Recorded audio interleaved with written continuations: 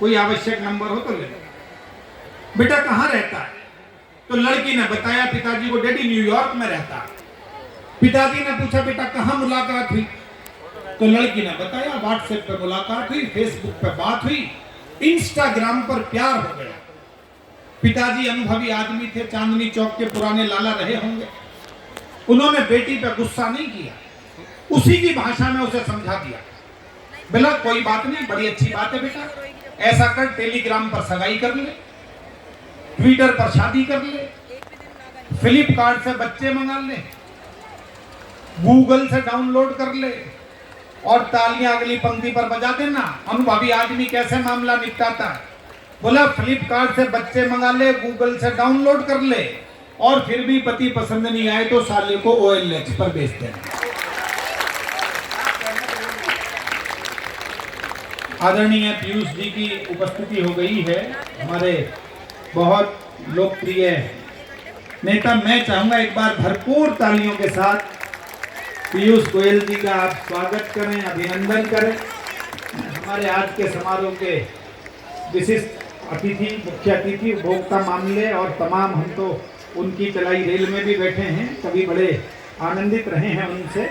मैं चाहूंगा कि एक आऊँगा सुनने के लिए, तो एक बार तालियां बजा दें। वो खुद पवार जी के साथ बैठे हैं, तो मुझे लगता है कि राजनीति और कविता दोनों के शिखर एक सोफे पर विराजमान है। मैं उनका स्वागत करता हूँ। एक रचना विशेष आपको सुना देता हूँ। और मैंने बताया साहब, राजनीति का भी अलग ढंग से प्रभाव पड़ता है। अभी पिछले दिनों मैंने कल्पना की, देश में बहुत सारे नेताओं की गाड़ियां खराब हो गई, बहुत सारी गाड़ियां खराब हुई, उन्होंने गैराज में ठीक करने के लिए भेज दी। बहुत सारी गाड़ियां एक साथ आई तो गैराज के मालिक ने ये सोचकर कि मैं कंफ्यूज ना हो जाऊं, प्रत्येक गाड़ी पर नेताजी का नाम लिख दिया। बाद में मैकेनिक ने गाड़ियों की खराबी चेक की, उसने नाम के नीचे गाड़ी की खराबी लिख दी।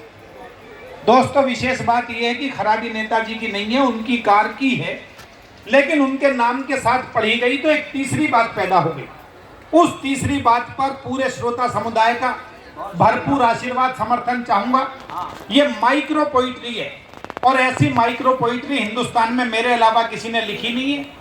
2 पंक्ति और बात खत्म हो जाएगी। हर जोड़े पर आपका आशीर्वाद मिले। सबसे पहली गाड़ी, उस पर लिखा हुआ था डॉक्टर मनमोहन सिंह। मैकेनिक ने नीचे लिख दिया मॉडल पुराना हो गया है, इंजन काम ही नहीं करता।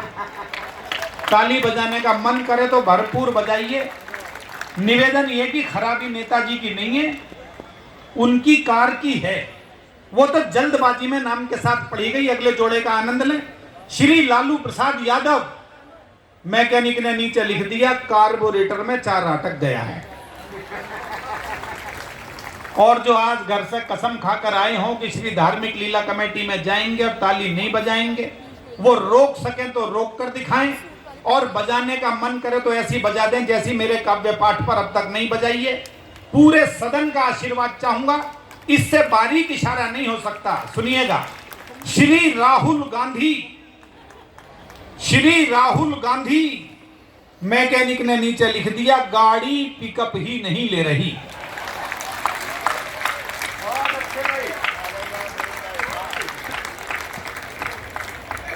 श्री अरविंद केजरीवाल, पेट्रोल की टंकी में पानी भरा हुआ है।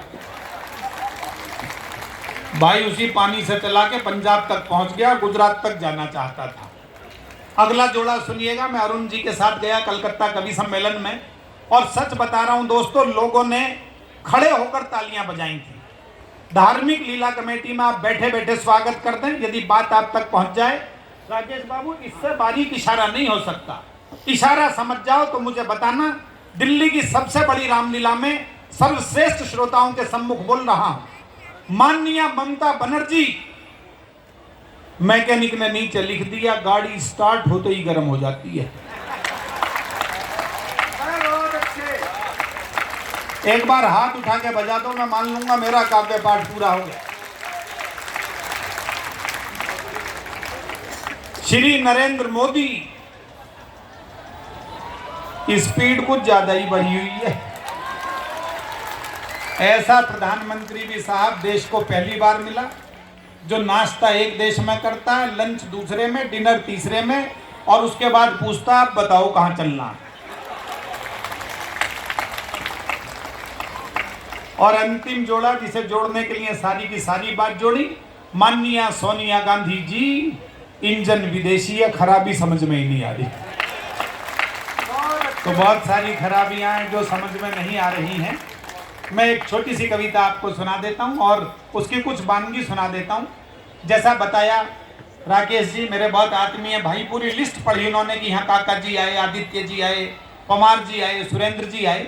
मैं एक छोटी सी कविता सुना देता हूँ। एक बार एक लड़की के दिमाग में फितूर आया, मैं किसी कवि से शादी करूंगी। उसके पिता ने समझाया कवि से शादी मत कर। लड़की बोली जी कवि से शादी नहीं करवाओगे तो आत्महत्या कर लूंगी। पिताजी बोले अब यदि तुझे मरना ही है तो तू करके ही मर। उन्होंने देश के अनेक कवि बुलाए। कभी ये सोचकर चले गए कोई कवि सम्मेलन वगैरह होगा। वहां जाकर उन्होंने देखा एक शादी का कार्यक्रम। लड़की के पिता ने लड़की के हाथ में माला दे दी। उससे कहा कि तू जिस कवि के गले में भी माला डाल देगी तेरा विवाह जबरदस्ती संपन्न कर दिया जाएगा। स्थिति यह है, कवि एक पंक्ति में खड़े हैं, लड़की माला लेकर प्रत्येक कवि के सामने जाती है। तो उस कवि ने अपनी भाषा, शैली, शब्द, भाव, छंद उसमें लड़की से क्या कहा सुनिएगा।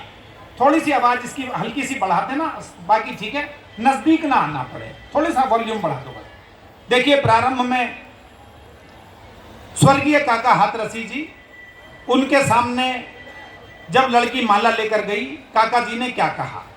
जादू जी को मैं विशेष रूप से भेंट करना चाहता हूं। ये आप तो उस अंचल और उसकी गंध से परिचित हैं। उनकी छठी पंक्ति में काकी आती थी और मोहब्बत के साथ सुनिएगा, आपको लगेगा कि एक एक कवि यहाँ धार्मिक लीला के मंच पर कुछ पल के लिए प्रकट हुआ। काका जी लड़की माला लेकर उनके सामने गई। उन्होंने कहा कि तू तो मुझको भा गई भाई तेरी चाल, और जब से देखा है तुझे मन में है भूचाल। अरे मन में है भूचाल, ठुमक कर डांस कर रहा, पर मन ही मन में मैं तुझसे रोमांस कर रहा। अगर मिले तू कोई तमन्ना रहे ना बाकी, इन सारे कवियों की भी तू होगी काकी। इन सारे कवियों की भी तू होगी काकी, इन सारे कवियों की भी तू होगी काकी। ऐसा कहकर काका जी बच गए।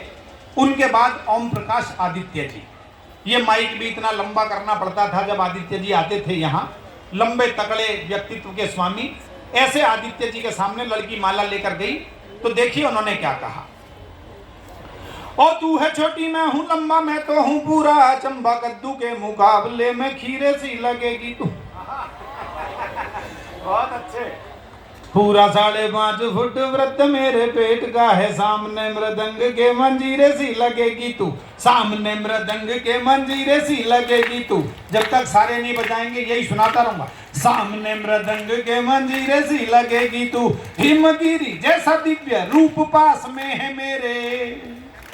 ओ हिमगिरी जैसा दिव्य रूप पास में है मेरे, सामने सुमेरु के मतीरे सी लगेगी तू।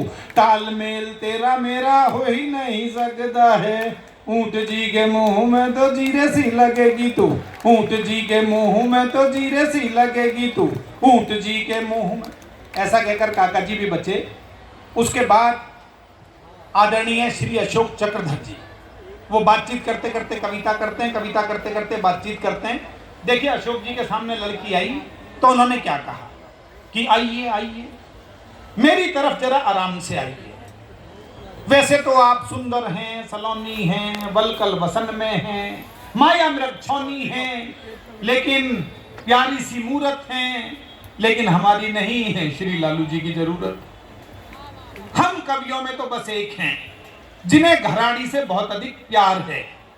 प्यार की वजह से थोड़े से गंजे हैं, लेकिन बहुत अधिक समझदार हैं, इतने ज्यादा कि सबको घर की बातें बताते हैं, 4 लाइना सुनाते हैं, पूरे पत्नी धर्मा हैं। अब तो आप समझ ही गए होंगे, समझ गए ना भाई साहब। प्रिय भाई सुरेंद्र शर्मा हैं, उन्हीं की जिंदगी में है पूरा पूरा अमन और चैन जी, इसलिए वहीं जाइए बहन जी। लड़की देखिए जब सुरेंद्र जी के सामने आई तो सुरेंद्र जी ने अशोक जी को संबोधित करते हुए क्या कहा। सुरेंद्र जी अनेक बार आए इस मंच पर और आप सब जानते हैं उनकी शैली को, आनंद लीजिएगा। रे चक्रधर तू हमारी जिंदगी पे मकड़ी का जाला क्यों पूर रिया है, चांद पे जो बाल बचे हैं इन्हें दुश्मन की ताई क्यों घूर लिया है रे थारा महारा तो दोस्त दोस्त का भाई बिरादर का नाता है यदि यह थारी बहन हो सके है तो मारी भी माता है मारी भी माता। ऐसा कहकर सुरेंद्र जी बचे। उसके बाद अंतिम कवि श्रृंखला में आदरणीय डॉक्टर हरिओम पमार जी। अरुण भाई और मैं कई बार कहते हैं पमार जी ने शादी नहीं की, ये प्रश्न यूएनओ में उठाया जाएगा। मैं कल्पना के माध्यम से उत्तर देता हूं, सुनिएगा और आनंद लीजिएगा। और हमारे मेहनी अतिथियों की उपस्थिति हुई है, विजेंद्र भैया आ गए हैं, मैं उनका भी स्वागत करता हूं और शोभा दीदी का भी स्वागत करता हूं। बहुत बहुत प्रणाम आपको। और आप मेरा स्वागत कर दीजिए ताली बजाकर। उनका मैंने कर दिया है, आप मेरा कर दीजिए। अंतिम कवि, लंबी श्रृंखला है लेकिन समय की सीमा है। सुनाता हूं हरिओम पमार जी। उनके सामने लड़की माला लेकर आई तो उन्होंने क्या कहा कि डोली दुल्हन का हारों में। जरा आप बता दीजिएगा कि पमार जी को कैसे सुनते हैं आप।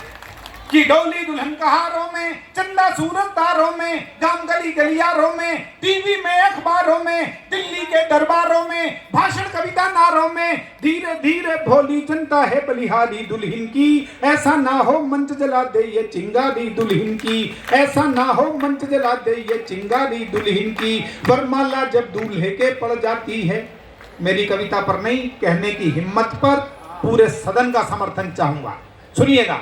अरे वरमाला जब दूल्हे के पड़ जाती है, बढ़ती हुई जनसंख्या भी बढ़ जाती है, पर मैं इसको और नहीं बढ़ने दूंगा, मर जाऊंगा माला ना पढ़ने दूंगा। मुझको सभी समस्याओं से लड़ना है, मुझे देश की खातिर जीना मरना है, ये मेरा कर्तव्य है, कोई त्याग नहीं। इसीलिए मैं शादी को बेताब नहीं, इसीलिए मैं शादी को बेताब नहीं। एक बार हाथ उठाकर बजा दीजिए। इसीलिए मैं शादी को बेताब नहीं, इसीलिए मैं शादी को बेताब नहीं।